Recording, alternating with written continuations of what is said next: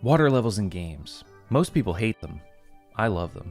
Not for the floaty movement or the often mischievous ways certain designers craft the most ruthless gameplay tortures, but just for the vibes, really. Just stop and look around. Water levels are usually real chill, and they have some of the best music. Eventually, some developers came along and asked, hey, why are we frustrating players with these water levels when we could just be soaking in the mood? Abzu, Endless Ocean, Beyond Blue. These are some of the most recent ones that come to mind. But let's pull it back to 1995, and to the original PlayStation. Aquanaut's Holiday wasn't the first underwater exploration sim, but I'm pretty sure it was the first one to get a little weird. And so a series was spawned, and the games only got stranger as they went along. So let's climb aboard our submersible and explore the dark depths of Aquanaut's Holiday.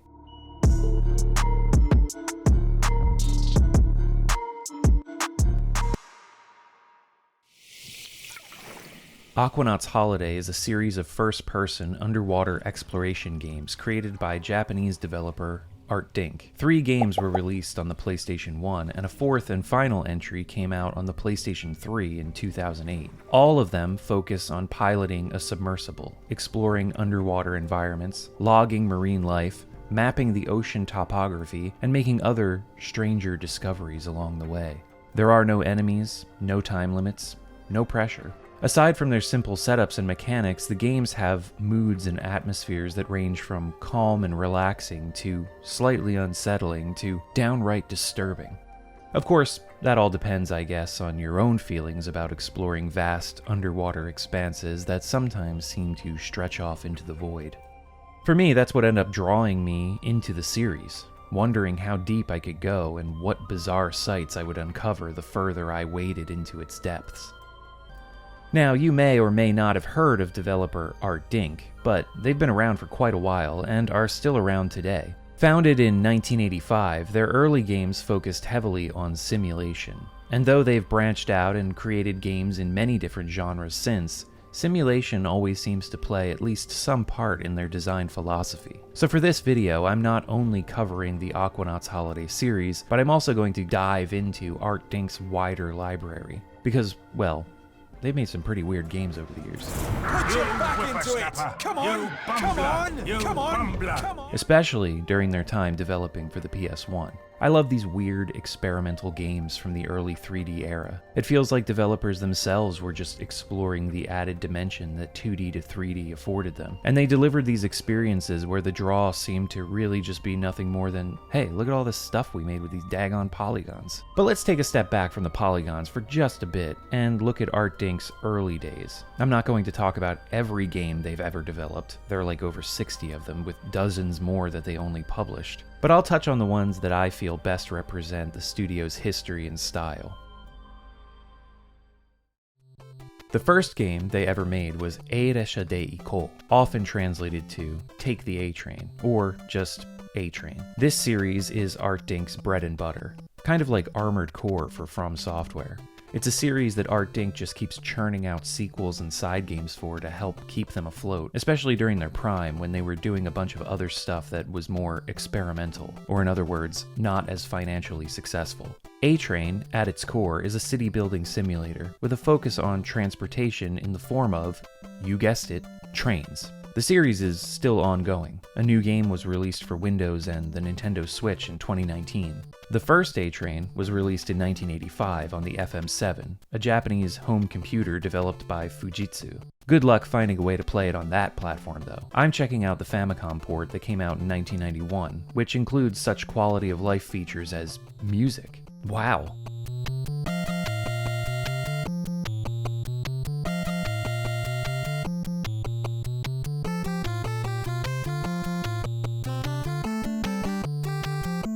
That's a pretty banging title track, honestly. One theme you're going to notice over the course of this video is that Artdink's sound team and composers were on point. You might be wondering though, how do you take a game that was originally developed for PC with a keyboard interface and translate that to the 4-button and a D-pad NES controller? Well, just look at all these wonderful button combinations. My god. Laying and deleting tracks, designing infrastructure, building train stations. There's a button combination for everything. Luckily, you can bring up this cheat sheet at any time by pressing the select button. I fumbled back and forth between the game screen and this page a lot while I was checking this one out. Speaking of the actual game screen, the first A train is very rudimentary. This A icon is your train. These lines are your tracks. This is a town. And I think these are other trains, but I'm not sure. I connected the tracks and my A train crashed into them, destroying it, and I got a game over, so I don't know.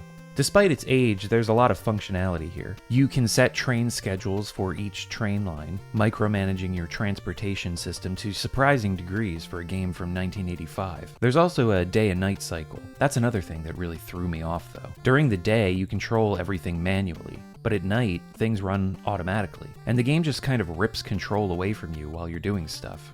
It's jarring. Anyway, we'll check in on this series throughout the video to see how it progresses over the years.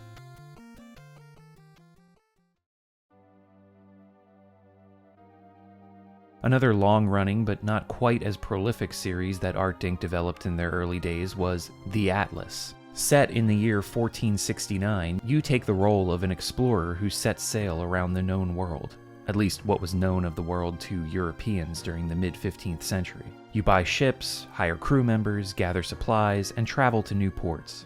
The Atlas originally came out in 1991 for the PC-98 and FM Towns, but I'm playing the Super Famicom version, The Atlas Renaissance Voyager, released in 1995. The Atlas did get a Western release though, in Germany, for DOS and Windows, which is pretty cool if you can read German. I don't have a lot to say about this one. Despite being able to read a fair amount of Japanese, the mechanics of this game eluded me. I got that the main idea is to travel around from port to port and complete the world map. You can build fleets and hire crew, even get a rundown on captain personalities before you hire them. You can also find treasure by exploring new ports and setting up trade routes. It's neat, and the music is, of course, excellent.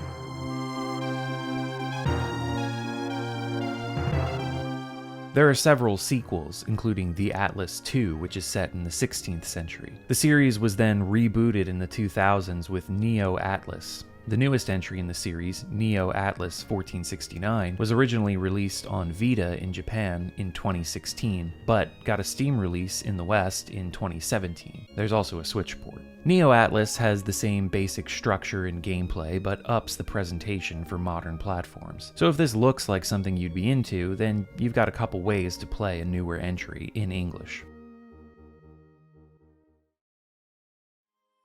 One final series that I feel really defined Artdink's early years was Lunatic Dawn, an RPG series which began in 1993 on the PC-98. Lunatic Dawn has more in common with the open-ended philosophy of Western CRPGs than the story-driven design of Japanese ones. The first 3 games are actually available in a compilation called The Legend Pack on Steam. However, it only supports the Japanese language. There are partial English translation patches, though, that make the games very playable.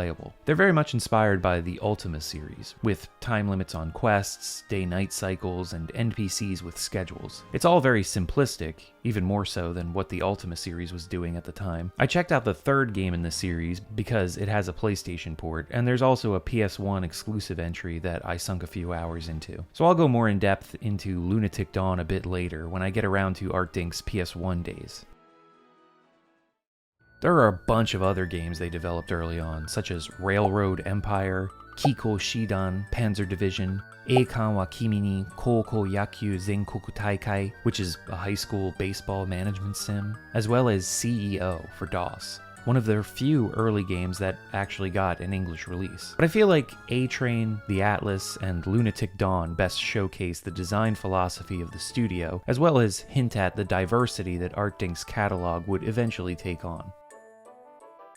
Anyway, this brings us to 1995, and the release of Aquanaut no Kyujitsu, or Aquanaut's Holiday, in June of that year. It came out just 6 months after the PS1's launch in Japan, and 3 months before the North American and European launches of the system. Aquanaut's Holiday would eventually get English versions in those regions, but not until mid to late 1996. Maybe by that time it was a year too late to capitalize on the awe of a fully explorable 3D environment, because a lot of Western critics just didn't get Aquanaut's Holiday's appeal. The game was a big hit in Japan though, where it sold over 200,000 copies, which were pretty decent numbers, especially when you consider that the PlayStation had only shipped around 2 million units at the time of its release. Aquanaut's Holiday was the brainchild of director Kazutoshi Ida. He and his team simply wanted to create a relaxing game that would show off the real-time 3D graphics the PlayStation was capable of. The setup is simple, and I think I'll read it directly from the English manual because I just like the way it's written.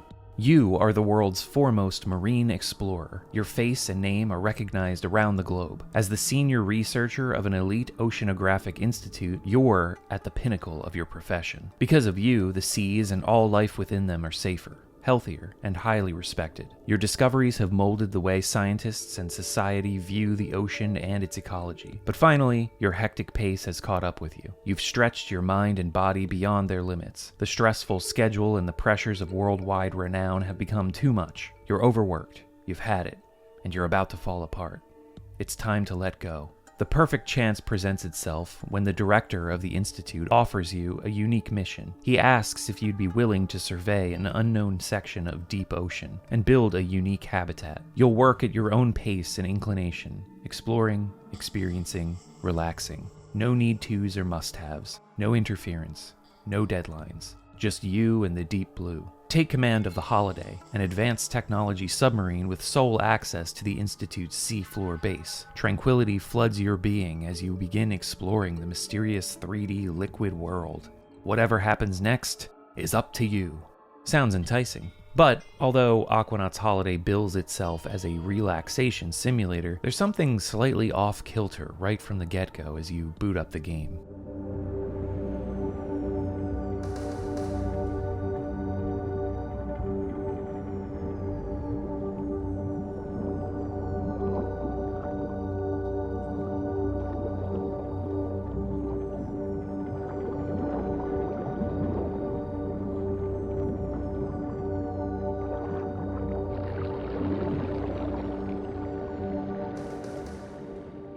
This opening cutscene, the dreamy imagery, moody music, does it really invite feelings of relaxation? Seems a bit creepy to me. As soon as you start a new game, you're thrust into the submersible just outside of the aforementioned underwater base and given free rein to explore. There's no tutorial, no dialogue, nothing but you and the seemingly endless ocean. Controlling the submersible is simple. The D-pad steers you around. Triangle ascends, square descends, X moves forward, and circle reverses. That's it for navigation. You have a compass in the top middle of the screen to help maintain your bearings. The little circle around the outside shows what direction you're currently facing. The top left icon shows the speed at which the submersible is moving, and the top right one shows your current depth. As far as I could tell, there's no way to surface in this game. As you begin drifting farther from the starting base, you'll run across all manner of aquatic life. Pressing the shoulder buttons plays out different sonar tones. In the instruction manual, it says these buttons converse with fish. All I could find was that sometimes certain sounds or combinations of sounds made different creatures move slightly, but there may be other functions that I just didn't discover. And so the point is to explore, travel the ocean, marvel at the sea life, and map out the topography of the land. One of the biggest technical disadvantages of the PlayStation 1 is the limited draw distance. So as you're exploring, the edges of the ocean floor and the sides of undersea mountain ranges will just pop into view. The creatures will quickly disappear out of range too. Aquanaut's Holiday tries its best to mask these shortcomings behind different shades of blue and transparency effects, but it's just too early in the console's life cycle to really take advantage of these techniques. You can sort of forgive it, I guess, because if you really were in a submersible, you'd probably have pretty limited visibility, but I don't think the land is just chopping off in sharp edges like this. The area you're dropped into to explore is surprisingly large, and you have access to a map, but it's not viewable while exploring. Pressing the select button will cycle through two options that appear in the lower right corner of the screen. One is clearly labeled Return. Pressing Start while it's displayed will teleport you back to the base from anywhere and at any time. But let's say you've traveled pretty far out, or you've discovered something interesting.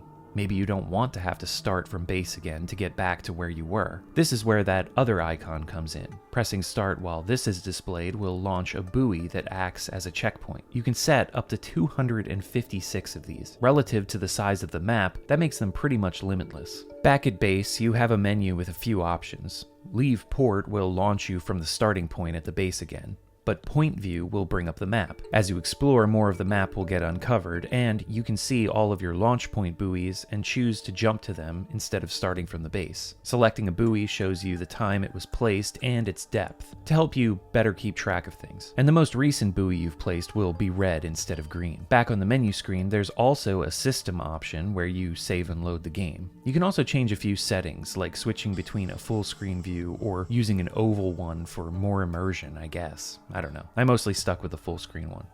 Finally, there's the build reef option. Here, you use blocks to build your own coral reef system. Pressing different face buttons while setting the blocks will change their color between yellow, blue, and red. You want to alternate these colors and create different patterns to attract more sea life to your reef. This small bar here shows you how many blocks you currently have to build with.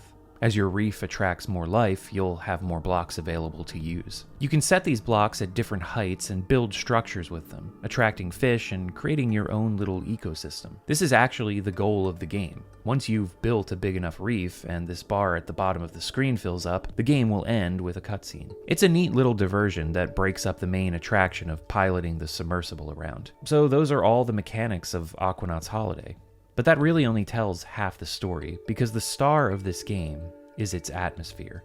From the moment you're unceremoniously forced into the viewpoint of the submersible and left to your own devices outside of the underwater base, you're assaulted by the vast emptiness, the unnatural blue staring back at you from the distance. Unnatural was the first word that came to mind when I really stopped to look at this screen and survey the environment. Funny for a game where the purpose is to observe nature. Further enhancing that feeling is the sound design. Instead of the sounds of water or bubbling like you might expect, the first sounds that greet you are these mysterious chimes.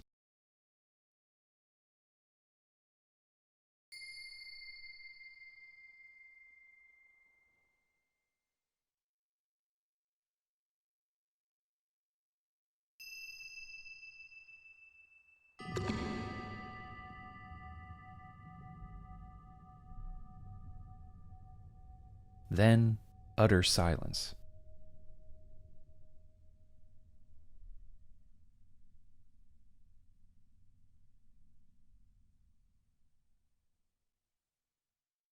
The strange noises that the holiday makes when accelerating or ascending and descending also sound odd.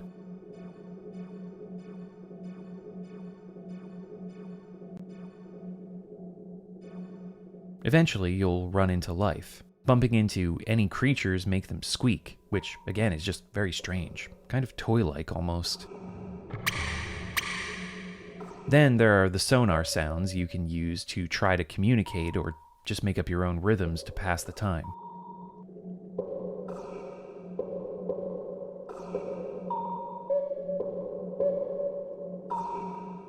But every once in a while, you'll hear something else out there.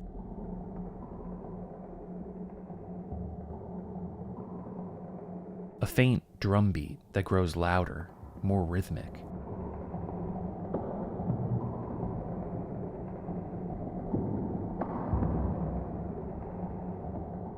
Leading you to some discovery.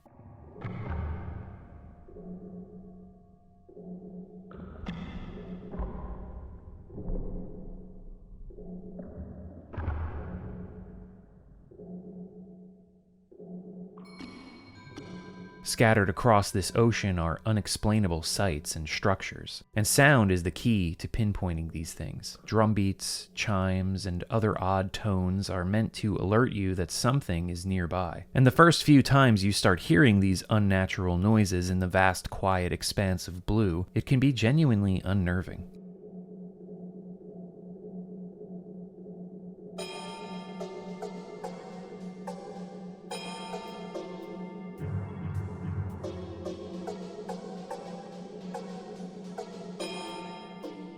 As you stumble upon these sights, you're constantly grasping for some kind of reason for why they're here. But, of course, there is no reason. and no explanation. It's just something that you find, look at, and then continue on, and that's all that's in your power to do. I'm making this sound very dramatic, all whimsical and otherworldly, and there are pangs of wonder and eeriness to it all. For a bit. Once you wrap your head around the gameplay, discover your first strange sight, and then start actively trying to find weird stuff, you start to realize that these interesting moments are too few and far between. Unfortunately, a lot of Aquanaut's holiday boils down to just staring at different shades of blue, with the terrain popping in and the same schools of fish sprites passing by. You'll often hear strange noises, but not be able to pinpoint what the game is trying to lead you to. All it really ends up leading you to is frustration. I've seen screenshots of things other players have found by investigating online, but I played Aquanaut's Holiday for almost 4 hours and only managed to find the face and this ship. I heard a whole lot of weird noises and sound cues that I tried to follow, but they ended up leading me nowhere. There's not a lot of design to the actual environment either. Sometimes a mountain will block your path, or a trench or valley will need to be passed through, but most of it is relatively flat and empty. Later games in the series would go on to develop the simple concepts on display here and push more clever design and progression. But the first is ultimately a bit too bare bones. Director Kazutoshi Ida would look back on Aquanaut's Holiday and call it the worst game that he ever created. I think he's being a bit harsh there, but it does end up feeling too much like a tech demo for the PlayStation rather than a full game. It's still a haunting experience that's worth checking out just for the strangeness of it all. If you temper your expectations, it is impressive how Artdink was able to pull off such a large world to explore back in 1995 on the PlayStation.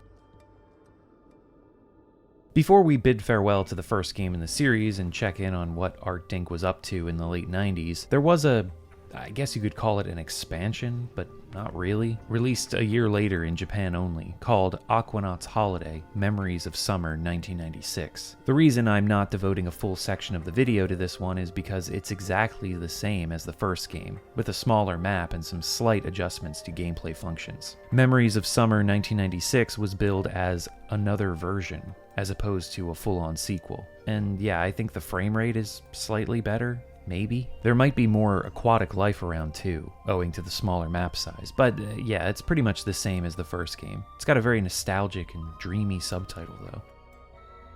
Let's check in on the old A-Train series, why don't we? By the time we roll around to the PlayStation era, Artdink was already on the 4th game, with a few side games tossed in for good measure.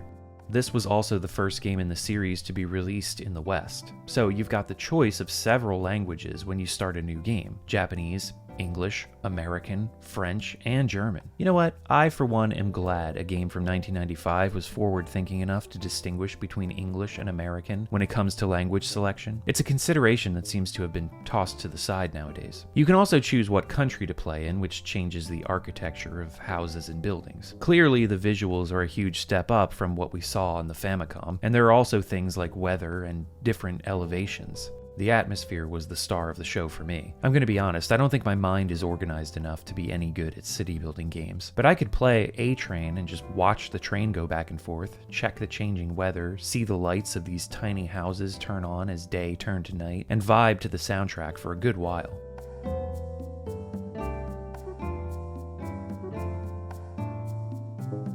There are 12 tracks here that you can change between on the fly, and they all give the game a different feel, so you can swap to fit your mood.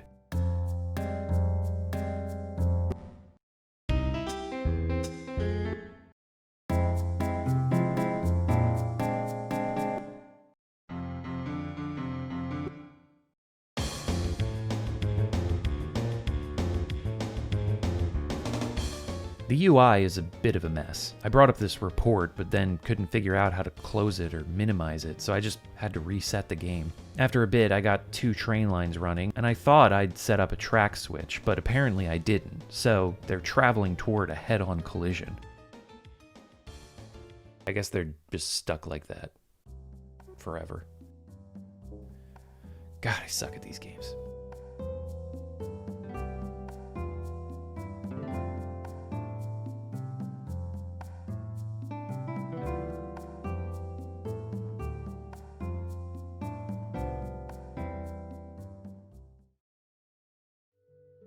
I said I'd get back to Lunatic Dawn, Artdink's RPG series, so here's Lunatic Dawn 3, released in 1998 for PC and PlayStation. As opposed to the first two games, which had top-down perspectives giving you a large view and focusing on a party of characters, Lunatic Dawn 3 opts for a diagonal-down perspective, honing in on the player and one or two companions as you explore a 2-scale representation of the fantasy world. You're dropped into a town and given free rein to explore, speak to NPCs, take on quests from the local tavern, and do battle. Though I'd hold off on any battling for a bit, because even the lowest of low-tier enemies, such as this bug and snake right outside the opening village's borders, completely wrecked me. The world is procedurally generated each time you start a new game, so be sure to save right away if you get a good town layout or decent quest selection right off the bat. I didn't know that at first, and had a nicely laid out town with an opening quest to find somebody's missing wife. She ended up being in the house right next door to the tavern where I got the quest, and I got a hefty amount of starting gold for basically just bumbling next door. But then I died without saving when I attempted to enter a dungeon. When I started again, I was dropped into this annoyingly spread out town and quests that were pretty hard work, like killing bandits or delivering an item to a specific person in some other town. Anyway, Lunatic Dawn 3 may have been an intriguing alternative for Japanese Ultima fans looking for another open-ended RPG fix while waiting for the next entry in that series, but it failed to really impress me. However, there was a PlayStation exclusive entry released in 1999 titled Lunatic Dawn Odyssey. Unlike the free-roaming, fully 3D previous game, Odyssey presents itself through mostly still images and dialogue, almost visual novel-esque. Towns are presented through menu screens, and travel is done on an overworld map where your characters are represented as a boot on preset paths as time passes on your journey. You still get the diagonal-down view and free-roaming gameplay in dungeons. However, instead of fighting in real time, like in Lunatic Dawn 3, when you run into an enemy, you transition to a battle screen with a turn-based combat system, utilizing an active time bar that reminded me of Grandia, except there didn't seem to be any way to knock enemies backwards on the timeline like in that game, so a bit more simplistic. Anyway, though all of this might seem like a step backward, I actually enjoyed playing Odyssey way more than 3. The tranquil music, quaint presentation, and more laid-back approach in general just clicked with me more. It was super cozy. I ended up sinking several hours into Lunatic Dawn Odyssey, just enjoying the simple story of being an adventurer who wanders the land, taking on random side quests, training my skills, though not enough because I still got my ass kicked in fights, but generally just chilling out in this world. I could see throwing this on every now and then on like a rainy day, just picking up a few quests, trying to unlock new places and relaxing. I just wish it had an English patch of some sort so more people could check it out and experience its vibe. It's really not the sort of thing that you're going to be able to just bumble through with no Japanese knowledge, and I think you're going to develop carpal tunnel trying to hold your phone up to your screen all the time to use Google Translate. There's just way too much reading here. There's one more Lunatic Dawn game on PS2 to look at, but we'll save that one for later. After finishing up work on Aquanaut's holiday Memories of Summer 1996, Kazutoshi Ida went on to direct Tale of the Sun, probably one of the most well-known Artdink games. I remember renting this one from the video store back when I first got my PlayStation and just being really put off by it. The Flintstones-esque character designs, meandering gameplay, and that bizarre skybox. As a 10-year-old, I found the whole thing just really uncomfortable. Now, I can appreciate its disarming design a bit more. You play as either a caveman or cavewoman who needs to go around and eat various fruits and other food to increase your different attributes, like strength, jumping, lung capacity for swimming, intelligence, and fertility. There are other human characters and various animals that act as enemies, like these goddamn birds. Dying isn't the end though. You'll just choose a new character, which is basically your descendant, and their physical appearance changes depending on what attributes you've been increasing. Like Aquanaut's Holiday, there isn't much in the way of explanation or hand-holding. Just pick a direction and start exploring. There are also several weird, inexplicable things you can stumble across on the map. There's a day-night cycle, and your character will fall asleep where they stand whenever they get exhausted. They only sleep for like half a minute, but the Western port of the game added a button to wake up the character. Gotta keep that blistering action going. The goal is to eventually become strong enough to take on the mighty mammoths and use their tusks to build an ivory tower to the sky. And there are different endings you can achieve that are determined by which attribute you've increased the most. Anyway, as I said, I can appreciate what this game is going for more now than when I played it as a kid, but it's still not something that really captured my interest for all that long. It does still pull a visceral sort of reaction out of me though. Probably because I played it all those years ago and still remember that strange feeling I had that summer weekend trying to come to grips with its bizarre mechanics and presentation over the course of a 2-day rental. It's almost, but not quite, a core memory for me. But it falls in line with other early, seemingly forgotten PlayStation games that I experienced around the time, like Gex, Cool Borders, Raystorm, and Ace Combat 2. I know Tale of the Sun has its fans though, and I think it's absolutely worth checking out. Artdink also developed some puzzle games for the PlayStation, the first of which was Turnabout, which has the very simple mechanic of rotating the playfield at 90-degree angles to guide colored balls through increasingly complex mazes. This is something that's probably been done to death in the casual mobile game market nowadays. As the stages continue, obstacles are introduced, and the at-first basic rotation mechanic gets used in increasingly clever ways. The soundtrack is also super chill, so I kept playing this one for way longer than I really needed to, mainly for that reason.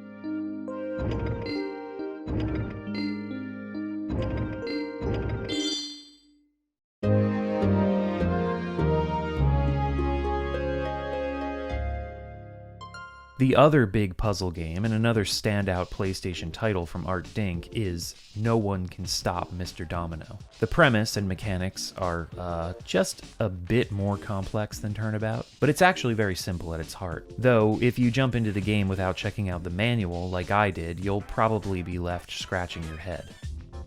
This is another one that I remember seeing all the time in stores and rental places back in the day, but I never ended up trying it out myself until making this video. You play as Mr. or Miss Domino and traverse these creative little racetracks almost, with tons of objects, distractions, and other obstacles strewn about. The domino moves automatically, but you can increase and decrease the movement speed with up and down, and of course move left to right. Pressing the face buttons leaves behind dominoes, of which you only have a certain number for the entire stage. What you're meant to do is get dominoes to fall on these trick panels to have little set pieces play out. Activate all the trick panels to complete a stage. The stages loop, so you have a few opportunities to figure out the best way to do this. And simply completing the stages isn't too difficult, at least in the beginning.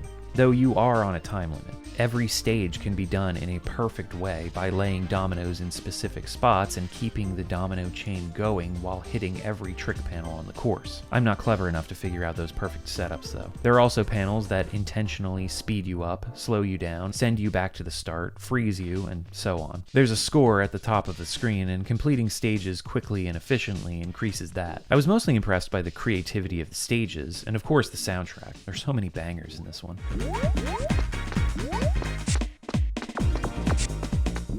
No One Can Stop Mr. Domino is a charming puzzle game that sort of gave me Katamari Damacy vibes, especially those early stages in Katamari when you're just picking up buttons, bugs, and other tiny household objects. I could see some people getting really into this one, trying to plan out your moves and get that perfect layout to hit all the trick panels in one go. An addicting little gem for sure. Now we move on to the big one. And by big, I don't necessarily mean the most popular, or even a game that many people even know about, but it's a game that I think attempts to fully capture Artdink's design ethos of the time. I'm talking about 1997's Kaze no Notamu. That's right, the weird PS1 hot air balloon game. A Notam is actually an acronym that stands for Notice to Airmen. There are many different kinds of Notam for inclement weather and other conditions. There's even Notam for flocks of birds. So Kaze no Notam is a Notam for windy conditions, as the game's anglicized subtitle indicates. Notam of wind. Kaze no Notamu is built on a very simple premise. Navigate a hot air balloon through different environments. The catch being that, much like in real life, you don't have direct control over the hot air balloon's movement. You can only adjust the balloon's height by pressing either triangle to activate a burner to ascend, or X to interact with a valve to descend. The rest is up to the whims of the wind, which changes randomly and blows in different directions and at different speeds depending on your altitude. Kaze no Notamu bills itself as a relaxation simulator, with its catchphrase displayed prominently on the side tray of the disc case. Did you luxuriate in the wind? However, what Kaze no Notamu actually is a series of trials and objectives. There are 3 game modes, called tasks, to choose from. The first task is Fly-In, where you attempt to hit a target placed on the map with markers that you throw from the hot air balloon. Pressing R1 puts you into a targeting view, and pressing circle will throw the markers. You only have 3 of them in your inventory, and the goal is to get as close to the center of the target as possible. The next task is Delta, where you need to throw your 3 markers in a triangular formation and just try to cover the biggest area that you can. Finally, there's Wolf Hunt. Several other animal-shaped hot air balloons start at specific points on the map, and it's your task to hunt them and throw a marker at them to bring them down. You only need to hit one of them to finish the task.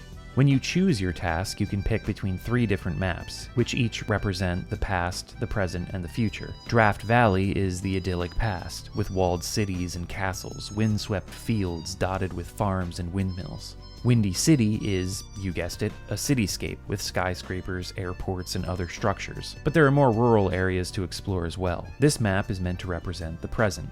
And lastly, there's Breezy Earth, an almost alien, futuristic landscape with a floating city and other oddities dotted throughout. You can also change the time of day and weather conditions for each map. This doesn't really affect anything except for the game's aesthetics. Beyond the tasks, there's also a mode called Round. 9 challenges that have different objectives, like play Delta and create a triangle over 30 meters squared in size. Play Fly-In mode and get a marker within 10 meters of the center of the target. Stuff like that. And that's it for gameplay modes. The tasks are sort of like practice for the rounds. You only unlock the next round by completing the previous, and yeah, other than that, there's nothing else on offer here. Kaze no Notam's visuals are very crisp, with chunky polygons making up all this architecture and landscape. And continuing the tradition of Aquanaut's Holiday and Tale of the Sun, there are strange sights to behold as you float across the land. The different weather conditions and times of day certainly add some moody vibes to the game as well.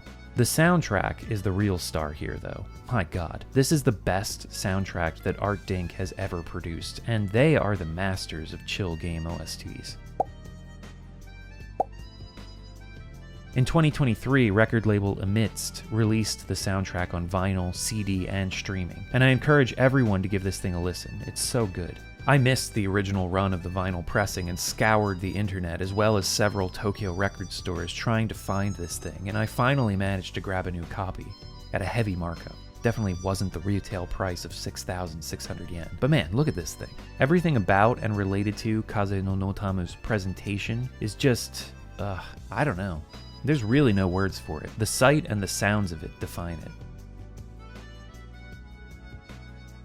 The cover of Kaze no Notamu was illustrated by the great Hiroshi Nagai, known for some of the most iconic album covers of the 80s Japanese pop music scene. His simple yet colorful style was essential in building the image of city pop, which isn't really a genre of music per se, more of an aesthetic. The complete package of Kaze no Notamu yawns with dreamy, hypnagogic vibes. So as the catchphrase asked, did I luxuriate in the wind while playing Kaze no Notamu? No, not at all. Look, on the surface, yes, this game is charming as hell. The visuals, the music, the atmosphere, the basic mechanics, it's all there. But there are some fatal flaws in Kaze no Notamu's execution. I think the most glaring issue is there's no free exploration mode. You see, in each of the task modes, as well as in the challenge rounds, you are bombarded with limitations. First of which is the fuel meter. This is basically a timer for the game, and it is the keeper of your enjoyment and inducer of stress. Fuel is constantly running out, not only if you're using the burner, but also when you're just drifting around. Bumping into anything in the environment greatly reduces the meter as well, and if you run out of fuel, you'll slowly drift to the ground, completely powerless to do anything, and be given a task failed screen. So while the game encourages you to explore with its basic design and with all of the flowery language in its packaging and advertising, take in the sights at your own pace, luxuriate in the wind. The problem is, you're always on a goddamn timer. If you don't bump into anything, a tall order since you technically can't control where you're going, you've got about 6 or 7 minutes of fuel in your balloon, and that's it. So unless you intentionally ignore your objectives to just try to go around exploring the map, you don't have all that much time to soak in the environments. On top of that, there are out-of-bounds zones around the edges of the maps. If you drift too far out, you can get a game over. And remember, you can't actually control your movement, so sometimes the wind can just screw you over.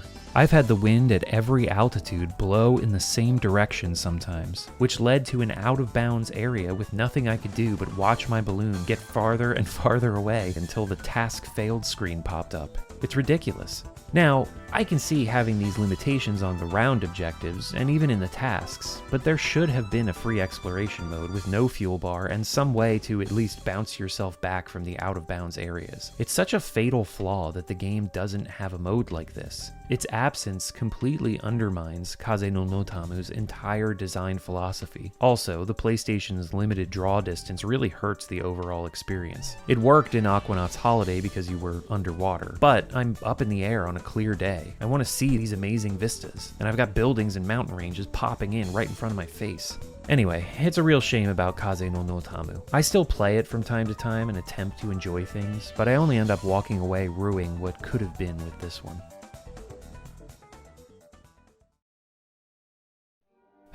So, Kaze no Notamu was a big disappointment. But luckily, Artdink developed a game that ended up exceeding all of my expectations and ultimately became my favorite game that I covered in this video. And that game is Aquanaut's Holiday 2, released on July 1st, 1999, exclusively in Japan.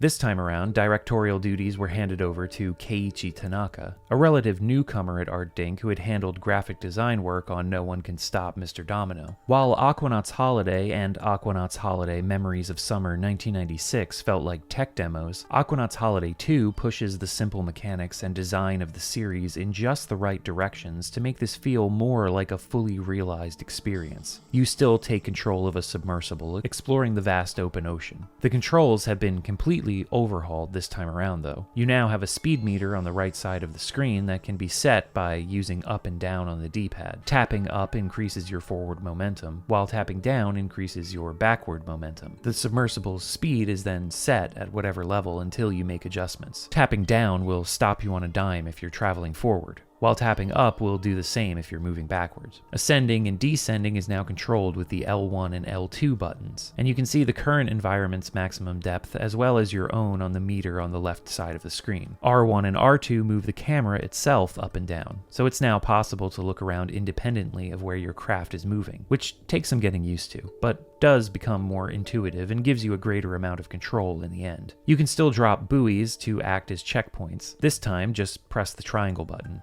You're able to name each buoy as well to help keep track of them better. You'll still see a variety of sea life as you explore, but now everything uses polygons, from the largest mammals to the smallest fish. You can even zoom in on microorganisms now. And you'll of course still stumble upon strange sights on the ocean floor. But now that large empty map is broken up into several different areas, and you can bring up the map at any point while exploring by pressing select. You can also check on the buoys you've placed, but be careful. Pressing circle on any of them will instantly warp you to that location. There's no confirm for the fast travel. This caught me out several times while playing, and I ended up having to travel back to where I was previously exploring. It was a bit annoying.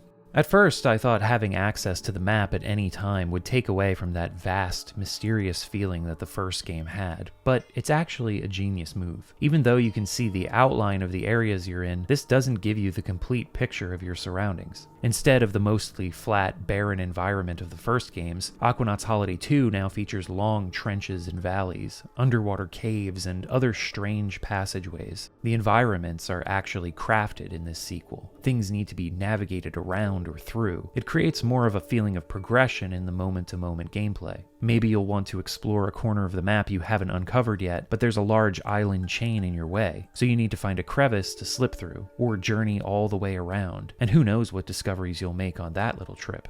Speaking of progression, they've done away with the reef building mechanic, and instead you now have a logbook of sea life and objects that can be filled out at your leisure. Filling out the logbook requires you to record everything you find. This is accomplished by pressing square to lock on and scan things. Locking on also auto-moves your sub along with whatever creature you've got in your sights, which helps if you run across some quick-moving fish or dolphins. You don't have to awkwardly swing the sub around, just catch that lock on and follow. Pressing X breaks lock on so you can continue on your way after you're done scanning, and it only takes like a second to log anything, which is nice.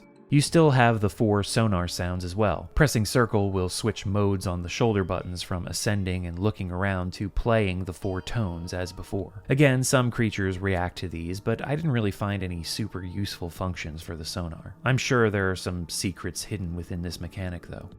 Anyway, the better designed areas, the map, the passages to new areas to search for and discover, along with the list of sea life and objects to record, give you more to focus on so you're not just floating around aimlessly, as often happened in the first games. Now you have little goals and objectives, but it's still all at your own pace. You could spend hours exploring the first area trying to fill out your logbook, or you could bloodhound your way to a new location with new themes and things to uncover.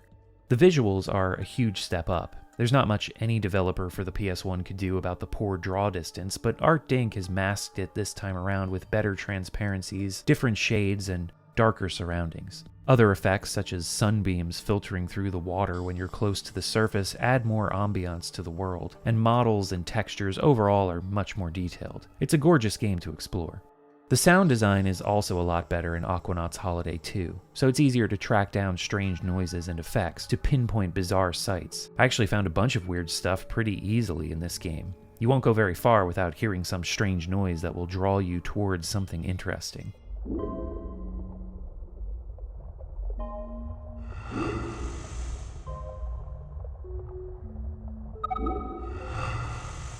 But there are still things that will require some thorough exploration to discover. I ended up playing Aquanaut's Holiday 2 for hours at a time. I was totally entranced, always wanting to check one more thing off my list or find my way to the entrance of another new area. I've mentioned the word progression a couple of times now, but there's really just so much more of a sense of it as you move through these different biomes and find new pathways and obstacles that need to be navigated. And each area really does feel unique. The color of the water changes between various shades of blue, green, and even pitch black when you dive to the limits of the submersible. Each is home to different creatures. For example, if you turn around from the starting base location, you'll actually find a new area right away, the Green Nest, which is a river system with alligators and river fish. Past the plateau of the Far East is the Sea of Hope, which is much deeper and is home to the first whales you'll run across and other larger creatures. There's a narrative here too, but not the kind that's told through cutscenes and dialogue. Eventually, much farther into your explorations, you'll head to areas that don't connect logically on your map, creating this jarring feeling of disconnect. In these places, you'll encounter aquatic creatures that have gone extinct eons ago, and it all leads to a rather dramatic conclusion. So while it's not a traditional kind of storytelling, there's a real pull here in the environmental storytelling, and this is something that only games can deliver on. Something unique to the medium that Aquanaut's Holiday 2 totally nails. One of my favorite elements of a video game is exploration. I love games that just let me explore without getting in my way or telling me where to go and what I should be doing. I like filling out maps. I like discovering little secrets. Aquanaut's Holiday 2 is just so full of the joy of exploration. Maybe you look at this footage or even play the game yourself and don't really get the big deal. Why is this Dungeon Chill asshole jerking this game off so much? I don't know, man. It just hits for me. I can't explain it. But I did just spend the last almost 1,500 words of this script trying to.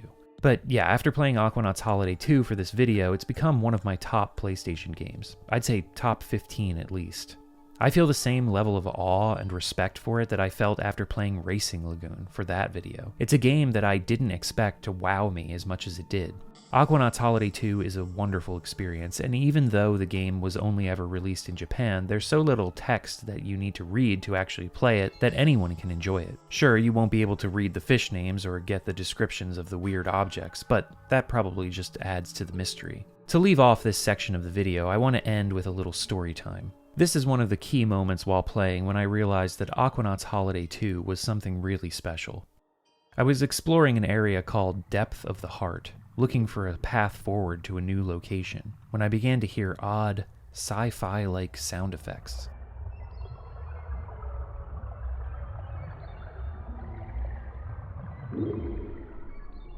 Looking up and to the right from my current location, I found an opening in the undersea cliffside, but it was an opening unlike any I had seen up until this point. Whenever I had found passages forward prior to this, they were natural formations, breaks in underwater mountain ranges, or caves leading through. This looked man-made, ancient. Entering the opening, the sounds became louder, echoing off the stone walls.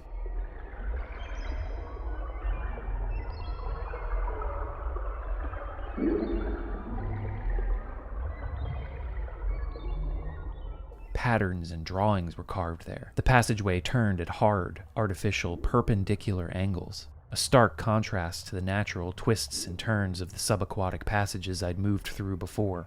The sounds changed suddenly into drips and drops, with other odd tones playing, within a finger's width of a melody, but not quite reaching one.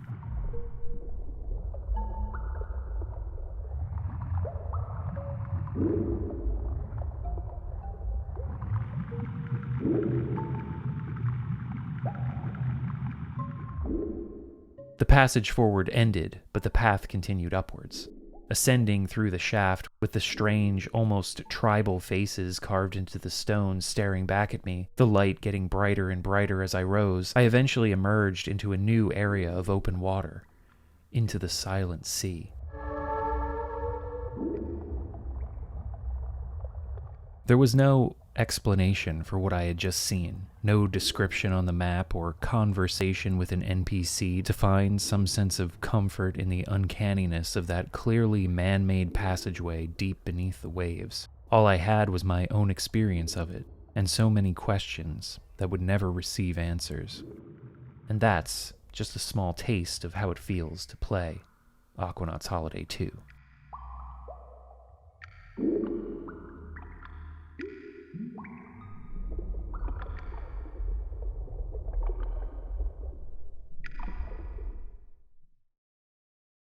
The PlayStation 2 era feels like Artdink's strange teenage years. Things just got awkward, and kind of ugly.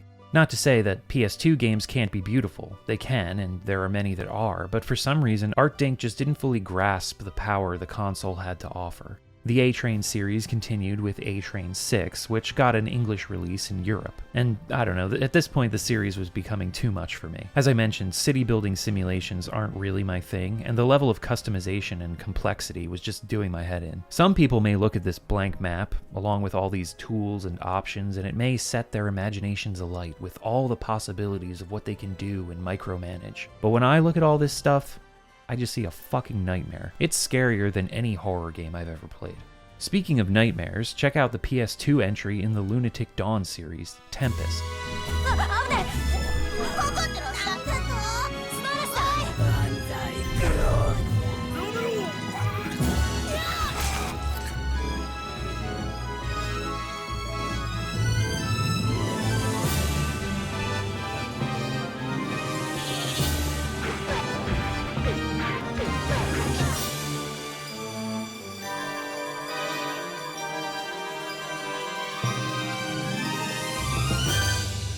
There's probably a good reason the series didn't continue after this one. Look at this title screen, that dude's face. These character models are horrifying. This is 2001. Final Fantasy X, Silent Hill 2, Metal Gear Solid 2, Lunatic Dawn Tempest. There is no God. Lunatic Dawn Tempest uses the same setup as the other games in the series. You're a shitty kid who's been abandoned by their good-for-nothing adventurer dad, and the cycle continues because you also want to be a good-for-nothing adventurer. The main character's name is just Hero in this one too. No way to change it. Turns out you're a girl who was raised as a boy though, so that's a twist. Anyway, you wake up after falling unconscious during your shift working down in the local mines. I mean, probably carbon monoxide poisoning if we're being real about it. Yeah, you're not an adventurer yet. You're just a mine worker, which is one of the things I find really fascinating about this series. You always start off incredibly weak. You want to be an adventurer, but you're not there yet. Even certain NPCs who are prospective party members won't want to work with you if you're not strong enough. They don't want to have to lug around your dead weight. It reminds me of Gothic 1 in that way, where you really need to train and build your stats before you're capable of surviving anything. Lunatic Dawn Tempest is mostly viewed from this first-person perspective, which reminded me a bit of Shining in the Darkness and Shining the Holy Ark. However, you travel to different spots by selecting locations on a static town or world map. When you travel on the world map, though, you get this amazing animation of the character riding their horse.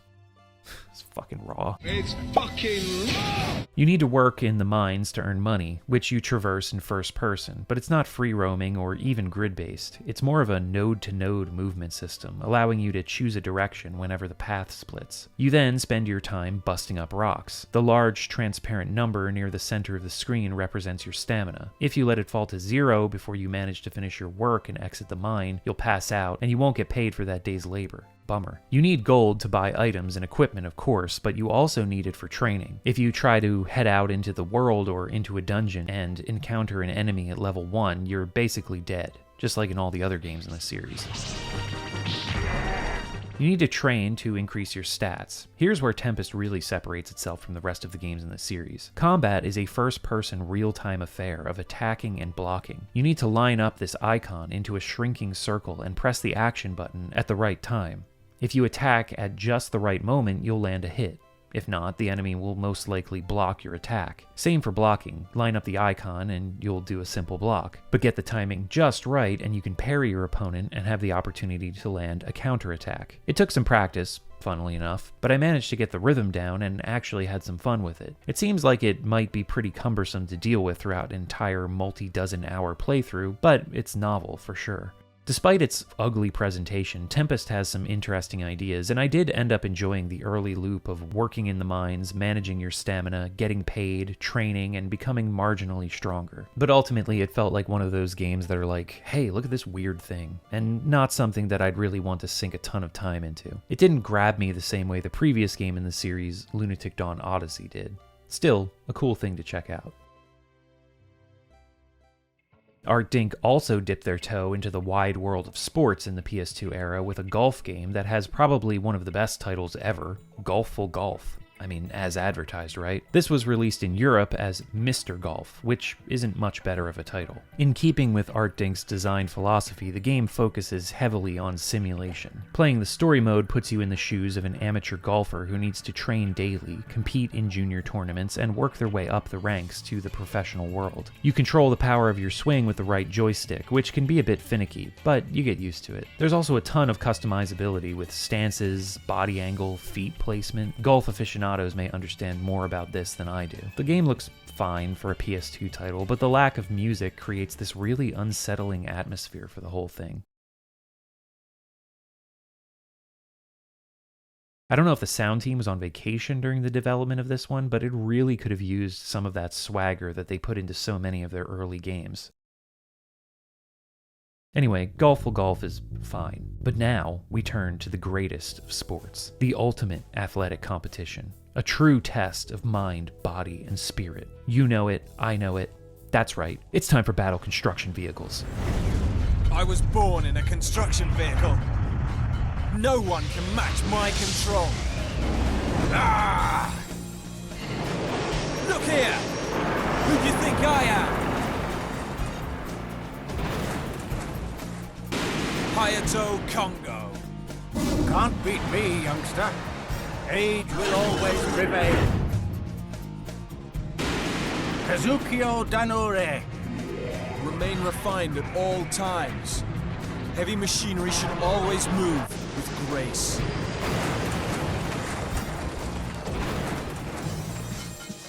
Tamanojo Matsubayama. Only room for one heroine here. Underestimate me and you'll feel it. Kyoko Tachibana! Oh, yeah! Crush you! Ha ha ha! Adashi Raida!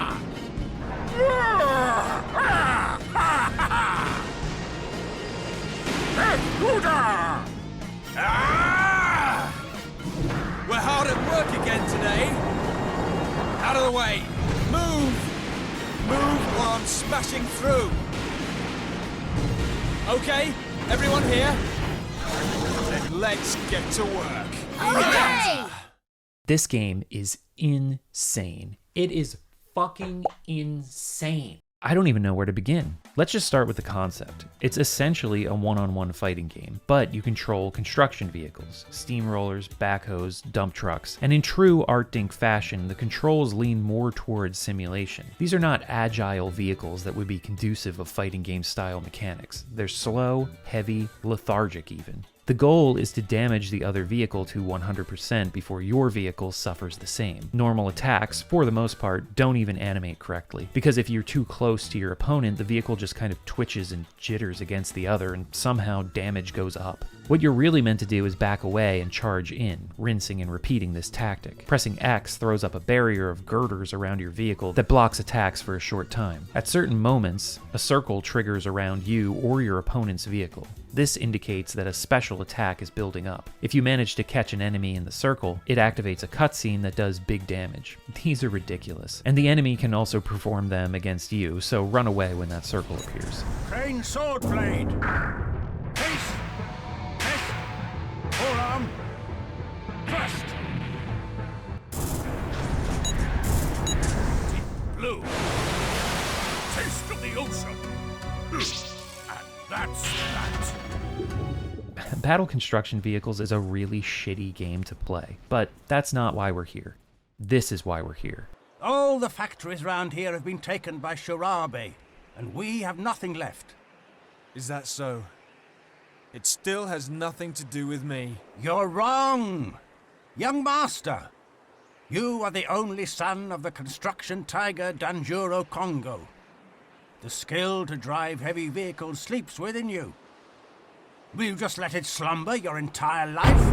Master Hayato! The story in Battle Construction Vehicles is a fever dream. You take the role of Hayato Kongo, heir to the Kongo Construction Company. Now that his father has passed away, Hayato has inherited the family business, but he initially has no interest in construction. That is, until old man Kazukiyo Danura challenges him to a battle in construction vehicles, which suddenly ignites his passion.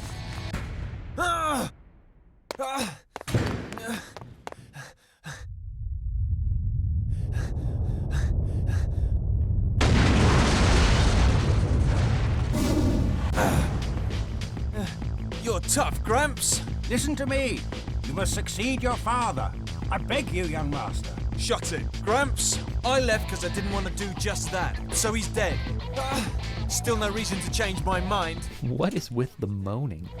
Like many things in life, I think the British accents make all of this way better. Put your back into it! Come on! Come on! Come on! Come on! Come on! Come on! Respect your elders. Anyway, as Hayato, you need to gather a crew and beat out rival contractors for construction bids. The supporting cast are just a bunch of misfits, each with their own backstories. Things start off the rails and just continue to spiral further and further out of control.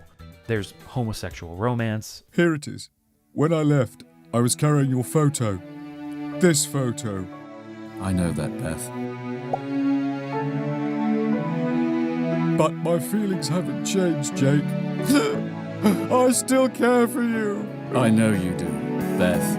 Jake.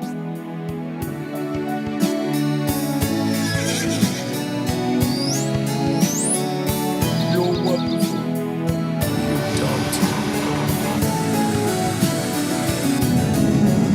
A dog with a construction vehicle operating license. and a hidden past involving Hayato's connection to the leader of Kongo Construction's main rival, Shirabe Corporation, who turns out to be his actual father. And one of the Kongo members, Kyoko, is his daughter as well. But there's romantic tension between Hayato and Kyoko, but they're siblings, so it's an Empire Strikes Back kind of thing. But then at the end, it's suddenly revealed that they're actually not siblings, so it's all good. And you, Kyoko, research your past a little. I adopted you. We are not connected by blood. What do you think of that? Huh?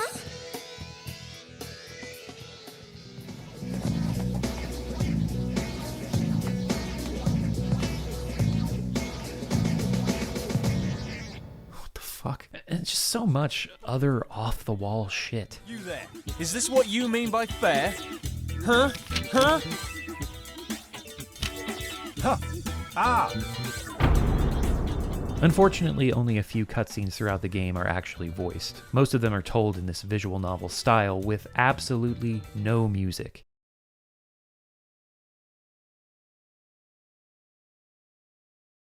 Not even any sound effects when you advance the dialogue. Just like in Golful Golf, it's so unsettling. I guess the sound team was still on vacation. Honestly, I'd recommend just looking up a Let's Play and skipping to the cutscenes because they're the only worthwhile thing about this game. Let Kyoko go!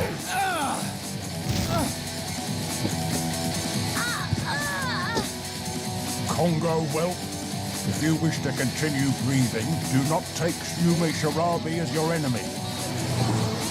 Hey, Danura! Get the car! Get after them! From a developer with a history of strange and unusual games, Battle Construction Vehicles is the jester's hat in the back of the closet. What a weird-ass thing.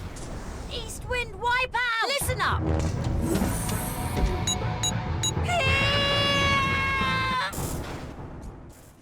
So, Artdink's PS2 days were uneven, to say the least. We didn't even get a new Aquanaut's Holiday game. The next and final entry in the series wouldn't arrive until 2008 on the PlayStation 3. As the PS2 era wound down, Artdink focused on more A-Train games and a bunch of licensed stuff from Gundam to One Piece to Naruto across the PS2, PSP, and Xbox 360, some of which are pretty good games. But it seemed like the glory days of Artdink's idiosyncratic game design had been all but left behind. However, the studio had one more card to play on the PS3, and that was Aquanaut's Holiday, Kakusareta Kiroku. The Japanese title for the Aquanaut's Holiday series is Aquanaut no Kyujitsu. However, for the PS3 game, Artdink changed the Japanese title to the Western translation, Aquanautsu Horide. And the change in the title feels important, because this iteration of Aquanaut's Holiday is a huge break from some of the core design principles of the PS1 games. Yes, you still pilot a submersible, exploring interconnected locations, logging sea life, and discovering strange objects on the ocean floor. But one thing you'll notice right from the moment you boot up the game is that this fourth entry in the series has a much heavier focus on story. Cutscenes, characters, dialogue. Aquanaut's Holiday 3, as I'll call it for shorthand, has it all. Also, for the first time since the original game, Aquanaut's Holiday was released outside of Japan, however, only in other Asian regions. This does mean that there are versions of the game with an English translation, though. Chinese and South Korean copies let you choose your language, and there's a pretty shoddy but serviceable English localization. But good luck affording a copy. The Chinese and South Korean versions of Aquanaut's Holiday, Hidden Memories as the subtitle was transliterated, is one of the rarest and most valuable PS3 games. I played my trusty Japanese version for this video, which I got for like 5,000 yen, about $32 US.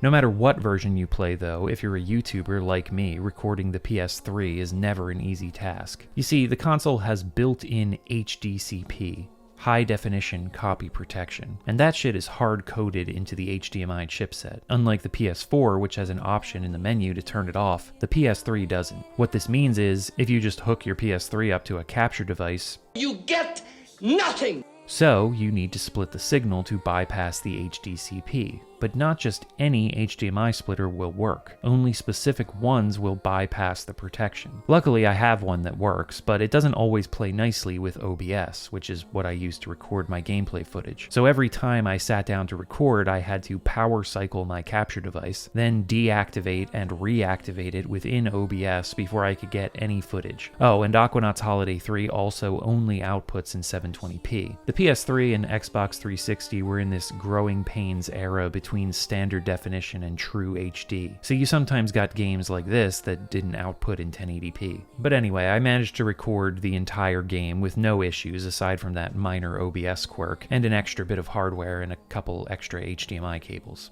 So let's dive in. In Aquanaut's Holiday 3, you take the role of a journalist, covering the disappearance of a world-renowned marine biologist named William Glover. There he is. He disappeared from a research institute known as Kasera Base, located in the fictional Kasera Atoll in Polynesia, after leaving on a research mission in one of the base's 2 submersibles. On assignment, you head to the base to interview the institute's director, Robert Kemmelman, as well as researcher and communications liaison Jessica Porter. Oh, and these character portraits that feature real-life, like, D-tier foreign actors in Japan. Oh, I love it. You see these kinds of people on Japanese variety shows reenacting foreign news stories. It's hilarious. Kemmelman is a no-nonsense business type, who started his career in research and academia, but worked his way up the corporatized ladder of government funding and budgetary management. Jessica is a loon, but a charming one, whose research includes dips into theoretical concepts such as wormholes, as well as pseudosciences like telepathy and astrology. I gotta say too, my Japanese reading comprehension is good enough for most games, but some details of the scientific and philosophical debates that arise in conversation throughout this game were completely over my head. So this was a tough one to get through at times, which surprised me. I wasn't expecting that based on the bare-bones language requirements needed for the previous Aquanaut's Holiday games.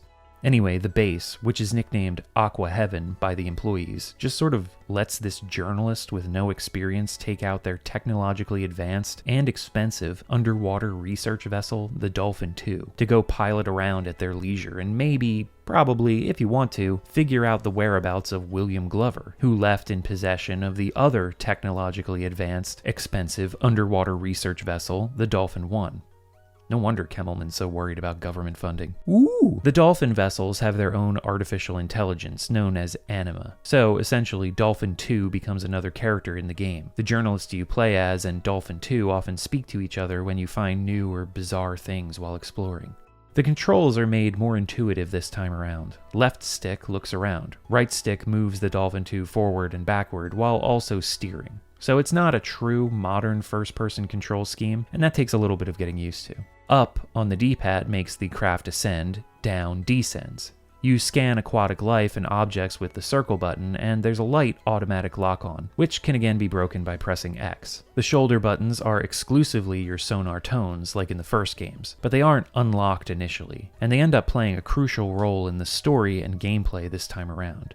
Instead of exploring on your own, the game is broken up into episodes where you're given little quests or missions to go on. These usually involve finding specific objects or investigating certain locations. One of the early quests involves finding 4 mysterious stones which each resonate with one of the 4 sonar sounds equipped on the Dolphin 2, and this is what unlocks that gameplay function. As in the earlier games, these are used to communicate with fish, and each life form reacts differently to the tones, but their functionality has been expanded greatly in this game. Part of Glover's research was in aquatic communication through the use of sound. He also discovered specific creatures that he designated as singers. Later on, you'll get a quest to find some of these singers, and when you do, you can press one of the sonar tones to interact with them and begin a Simon Says style minigame where you need to repeat the sounds that they play out.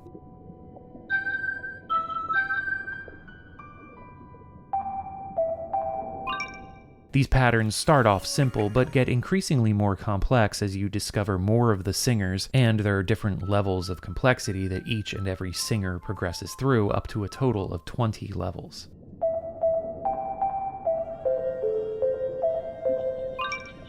When you successfully complete a pattern, the singers have these happy animations, and some of them clap and dance. It's really charming.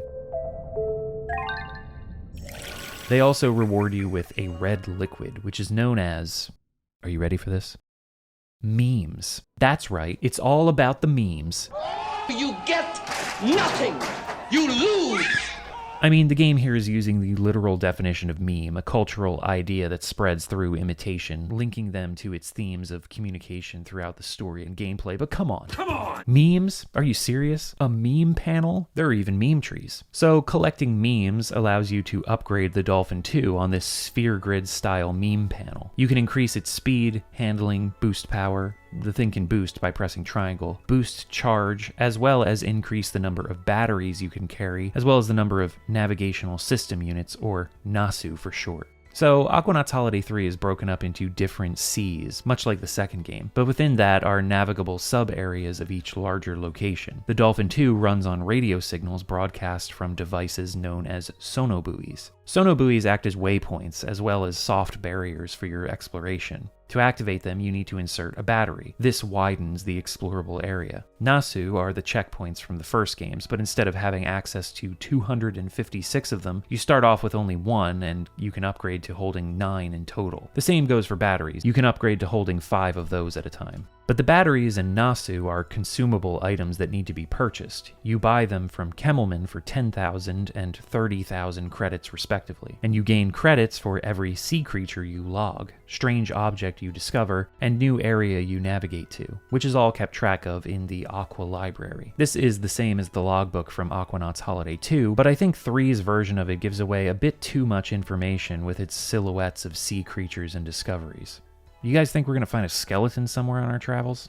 But anyway, linking new discoveries to a credit system which is then fed into the upgrades which further enhance exploration is great game design and loops everything back on itself in harmony. Now, missions, upgrades, areas locked behind consumables, cutscenes, dialogues, this might all seem like too much of a modernization, too much of a departure from the earlier game's mysterious moods and sense of freedom. And yes, it is, but I can't help but appreciate how expertly it all links together. The Sonobuoy waypoint system gives the gameplay even more of a feeling of moment-to-moment progression, building upon the satisfaction of just discovering new maps in Aquanaut's Holiday 2. And as with that game, I was always excited to explore a new area. While I was impressed with the environmental storytelling and almost natural feeling of progression that 2 had crafted, Aquanaut's Holiday 3 is more hands-on in its approach, but is still really well done. And the training wheels are taken off eventually. After you complete the first couple of missions and unlock more locations to explore, the game opens up and lets you do things at your own pace. So it's still a relaxing experience. The quirky characters and almost whimsical presentation also give this Aquanaut's Holiday a feeling all its own. Kakusareta Base is a mood, helped out by the bright visuals and laid-back soundtrack.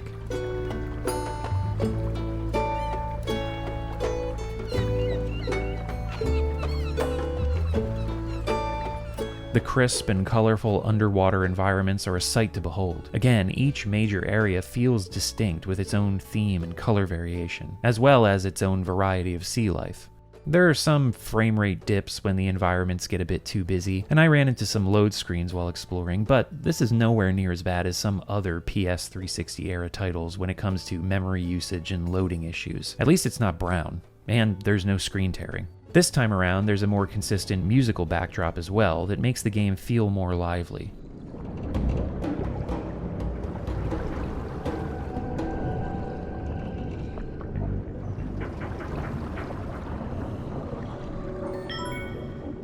There are still moments of quiet ambiance, just you in the deep with the sound of the submersible creaking around you.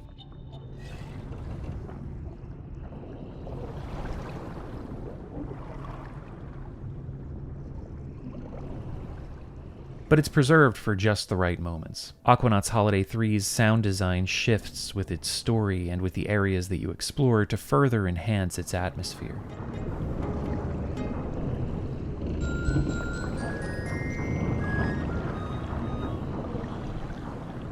The only negative thing I have to say about this one is that while there are still creepy and strange moments, they feel more grounded. Even when you discover odd things during your explorations, the story and characters always interrupt with some sort of logical explanation. Case in point, early on you'll hear the sound of a music box playing underwater.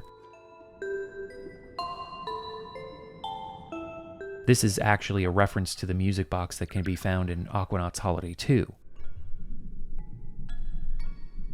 When you find it here, though, while at first it's played up as this surreal little moment, since Jessica informs you that it was lost to sea in the late 19th century, it's quickly discovered that riptides in the area and particles of sand in the water are striking the springs inside the music box, causing it to play out its melody. Kind of takes away from the uncanniness of the moment. The greater storytelling kind of saves it, though, because near that box you find the first whale of the game, circling around this area, calling out. It turns out that the internal sound components of the music box were made from whalebone and baleen, so there's this sentiment of the whale communicating with the remains of its long-dead ancestor. It's a touching moment that Kemmelman ruins by saying it's just a piece of junk left on the ocean floor. But Kemmelman's assholery and aloofness also works into the central themes of the story too, so it's actually an interesting little aside.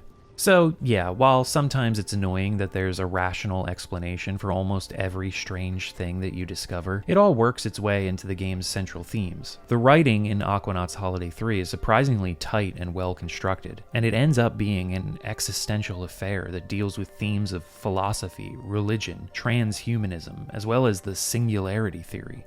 William Glover's research into communication with sea life, the discovery of memes, the feeding of those memes into the dolphin vessels to increase their functionality, it all leads to the dolphins gaining sentience, with some incredibly heartbreaking moments late in the game. Meanwhile, Glover was hearing a voice in his head, which he at first believed to be the voice of God. As you activate Glover's sonobuoys, discover new areas, and even meet more of the singers that he interacted with, you'll find log messages that he left behind, in hopes that some pursuer would follow the path that he laid out. Turns out William Glover, which isn't even the guy's real name, came from a family of religious freaks. Anyone in the family who begins hearing the voice must put themselves into a monastery or convent and leave their worldly existence behind. But Glover, or the man who came to be known as William Glover, was more interested in pursuing the voice. He left his family, became a marine biologist, researched communication, and eventually discovered the voice's origin in the Kakusareta Atoll. He established the base, which he nicknamed Aqua Heaven, and began to search for the voice. The main character also begins hearing this voice as the search for William Glover heats up, and it's eventually revealed that it doesn't belong to a god, but to the very consciousness of the Kakusareta Atoll, which has the power to call sea life from all parts of the world to itself. Glover seeks to become one with this consciousness, ultimately leaving his human form behind. And the journalist finds Glover/the Atoll consciousness resting at the deepest point of the Kakusareta Atoll, which happens to be right near the starting location of the game. The journalist is given the choice to leave behind their own human form and become one with this energy, but they ultimately decide to return to the human world. It's a pretty out there story for a game that started as a simple underwater exploration sim with some weird shit to find sometimes. The main story took about 12 hours to complete, and there are side quests as well as a number of endgame stories to unlock. Some of the side episodes have beginnings in the main story, but don't get resolution until these endgame missions, like the story of the atoll being used as a bomb testing site and the cover-up of an unexploded bomb in the area. Or the story behind a mysterious object you can discover toward the end of the game that may be a crashed UFO. There's a lot of content here, not to mention all the sea life to log, the meme trees to unlock once you've fully upgraded the Dolphin 2, and the random element to some of the spawn patterns for certain creatures. So if you want to 100% this game, you're looking at a hefty time investment. But beyond all the quests, side quests, diversions, and distractions, there's still the simple joy of exploration. That hasn't diminished since Aquanaut's Holiday 2. And though some layers of mystery have been peeled back in this fourth and final entry in the series, there are still wondrous sights to behold and secrets waiting. One thing that Aquanaut's Holiday 3 does that no other game in the series before it did is offer a glimpse into the waters beyond. The PlayStation entries had boundaries made by undersea cliffsides that rose to islands and other landforms above the water's surface. That still happens in Aquanaut's Holiday 3, but every now and then you'll reach the end of the sonobuoy's range and be allowed to peer out into the distance. I guess it's just the spirit of exploration imbued by the game itself, but I couldn't help wonder what awaited out there. In the blue, where words are not, feeling remains. Okay, I'm just quoting Sunny Day Real Estate lyrics at this point. Let's wrap this up.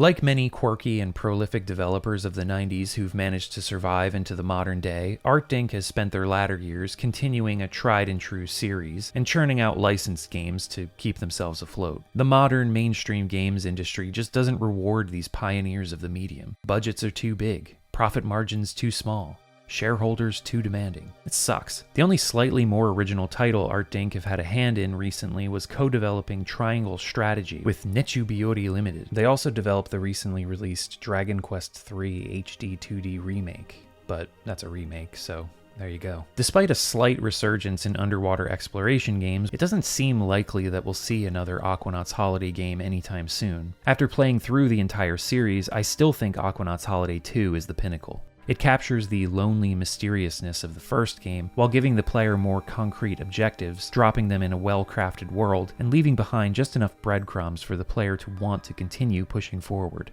The PS3 entry modernizes the proceedings, adding an upgrade system, mini-games, quirky characters, a peculiar story, and a more colorful and inviting world to explore. It was a fascinating series to investigate, and going through some of Artdink's library was also a lot of fun. At turns enlightening, off-putting, engaging, always unique, that's for sure. Artdink certainly had a distinct voice. There were several games that I didn't cover in this video, like Carnage Heart, a series of sci-fi station-building turn-based strategy games where you create factories to build giant robots, program their actions, and watch them fight. It's kind of neat, but I didn't really have much more to say about it other than what I just said. One of the more unique games that I didn't end up covering was Vampire Kyuketsuki Densetsu, an RTS of sorts where you play as a vampire who goes around a village during the day attempting to build relationships with the locals, so at night you can return to their homes and suck their blood to turn them into your servants. You're creating an army of minions to battle against a rival vampire who's also roaming around the village doing the same as you. It's a really cool game that doesn't have an English patch, and I ended up sinking several hours into it. The reason I didn't talk about it is because I think it deserves a video of its own, so just hold on for that one. For now though, that's it for Aquanaut's Holiday. Thank you for watching. If you liked this video, found it interesting, or it helped you get over your insomnia, hit the like button, leave a comment, share it with friends, and subscribe to the channel if you haven't already. I do this pretty often, making videos, so you won't have to wait too long for the next one. The reason I'm able to make videos like this at such a pace is thanks to the extra financial support of all the people you see on screen. They are the Dungeon Dwellers, who support me on Patreon and through YouTube memberships. I don't know if you know, but the algorithm sort of a bitch sometimes. So anything extra people can give to help fund these endeavors is greatly appreciated. But I also give back too. Dungeon Dwellers get to watch videos a few days before they're public on YouTube, they get exclusive updates from me, they get to vote in occasional polls on what I cover next, and they also have access to the Dungeon Dwellers archive, bonus videos that I release from time to time. Here's a short clip from the newest one. Then they're transported by the Elder's spirit to the Sanctuary. Admittedly, this place looks pretty cool. Raymond is already there, calling for the hunter to show himself, and all June needs to do is throw the gemstone at Raymond.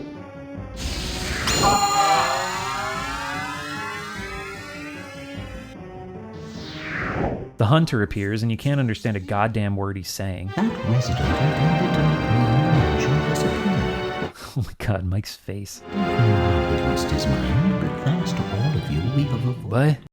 So, if you want all of that and more, click on the Patreon link in the description below to become a patron, or hit the join button on this video page to become a YouTube member. If you support with $5 or more each month, you also get your name read out loud at the end of videos like these Dungeon Architects. Antichrist Alex, Benifer94, Blake Golan, Bliblio Jones, Chaos Arcanum, Dan, David Carr, David Host, Dilatar Tempest, Dirt Possum, Dollar Store DJ, El Jaguar, Eugene, Garbage Person, Glen Haven, Goats and Goblins, Half HP, High Food Court, Industrial Illusion, Izzy Lexus, J-Bud Airline, John B, John Paul Williams, Joshua Ayers, Justin Darnell, Kale, Captain Ketchup, Kevin Hanley, Krizik, Crunk Wizard, Kiowa, Lunar Veil, Magic Circuit, Max Grosshandler, Meownarchy, Micah Powers, Mr. Loser, Mr. Eater, Nick Wolf, Nom Daguerre, Paul Fierce, Rez, Richard Cutting, Richard Sanchez, Rich Short 12, Rog U, St. Murray, Shannon Gates, Shivering Dova, Sigma Simp 69, Sway Evenly, The Stoic One, Vinci, Wolfram C, and White Like Eyes. as well as these dungeon connoisseurs: 84D 93R, Alberto Amatucci, Alexis Barragan, Andy Rahman, Andrew Toveniti, Andy Kaiju, Anjin01, Anthony Labella, Aronai Saez, Arrested Rabbit, Burger Von Burger, Bewildering Avocado, Blue Mantis, Bonsai, Bunzo, Captain Swing, Churm Slurm, Claim, Claire Myers, Concrete Mascara, Cormac, Crassus Zero, Crippler Jones, Chris Lafort L, Chris Lafortle, Crooked Rook, Dale Walden, Daniel Tallow, Dapney, Dazed Clockwork, Dika Diko, Doroko, Deus Ex Brachina, Devil's Honey, Dr. Jellybean, Drebo Bebop, Dungeon Chili, Fangro, Francine Bridge, Fremder, Glitterthroat, Hokon Boyum, Harvey Bodega, Hotdog 23, Icehammer 82, Indigo Happy, Irregular Rob, It's a Mia Mia, Nekokami, Jack Roberts, James Chambers, James Ray, Jason Cook, J Rob, Gemma, Jen,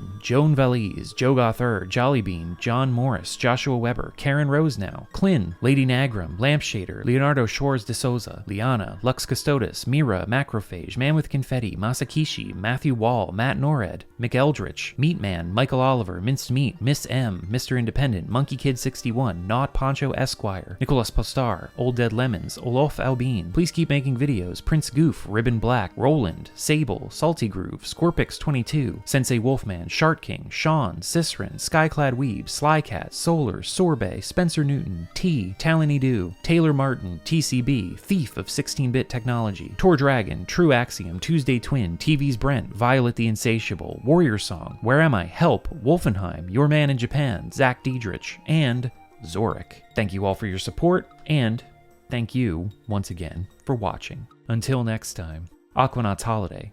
Check it out. Dungeon Chill. Out.